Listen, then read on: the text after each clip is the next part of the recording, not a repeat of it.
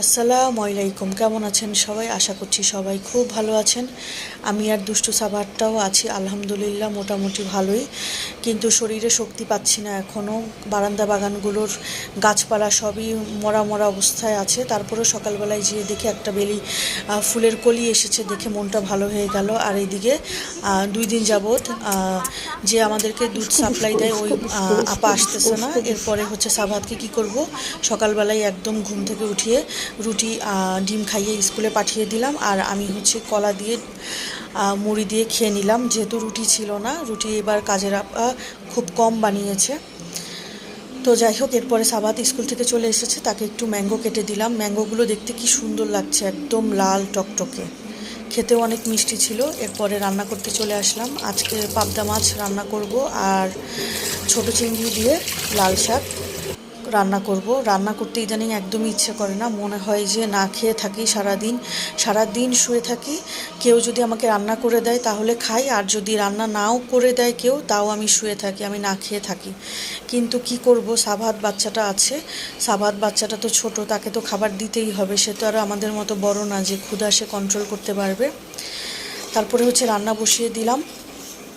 আমি চিংড়ি মাছগুলোকে একটু কষিয়ে নিচ্ছি। এরপরে হচ্ছে লাল শাকগুলো দিয়ে দিলাম। আবার এই ফাঁকে গিয়ে বারান্দা বাগান থেকে পাবদা মাছের জন্য একটু ধনিয়া পাতাও তুলে নিয়ে এসেছি। পাবদা মাছ ভেবেছিলাম খালি রান্না করব, আলু দিব না। পরে হঠাৎ মনে পড়লো যে একটু আলু দিই, তাহলে একটু ভালো লাগবে খেতে। সাবাত বাচ্চাটা তো খুব আলু পছন্দ করে। তার হচ্ছে আলু হলে মুরগির সাথেও আলু দিতে হবে, মাংসের সাথেও আলু দিতে হবে, আর হচ্ছে মাছের সাথেও আলু দিলে সে মহা খুশি। এরপরে হচ্ছে বারান্দা বাগানের এই ধনিয়া পাতাগুলো কি সুন্দর ফ্রেশ সতেজ। বারান্দা বাগানে ধনিয়া পাতাগুলো লাগিয়ে খুব ভালোই কাজ করেছে। এখন মাঝে মাঝে শর্ট পড়লে ভুলে যাই অনেক সময় বাজার থেকে আনতে ধনিয়া পাতা, তারপর এখান থেকে একটু নিয়ে মাছে দিয়ে দেওয়া যায়। খেতে কিন্তু বেশি ভালো লাগে বিলেতি ধনিয়া পাতাটা কিন্তু বেশি ভালো লাগে মাছে দিলে।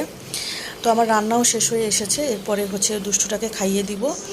এখন হচ্ছে সন্ধ্যায় আমরা আমি একটু বাজার করতে গিয়েছি, টুকটাক কিছু জিনিসপত্র লাগবে, যেহেতু হচ্ছে যে দুধ সাপ্লাই দেয় সে 2-3 দিন যাবৎ আসছে না, অসুস্থ। আমি একটু দুধ কিনে নিয়ে আসলাম, কারণ সাবাত বাচ্চাটাকে আবার দিতে হবে। সাথে হচ্ছে পাউরুটিও আনলাম, সাথে হচ্ছে চালের গুঁড়া আনলাম। ইদানিং চালের গুঁড়া পাওয়া খুব টাফ, তারপরেও পেয়েছি। মনে হয় নতুন করে চালের গুঁড়ো ওরা করছে। এরপরে দুষ্টু বাচ্চাটার জন্য বার্গার এনেছি, ডিম, মানে যাবতীয় যা যা টুকটাক লাগবে। তো দুষ্টুটাকে বার্গার খেতে বসিয়ে দিলাম।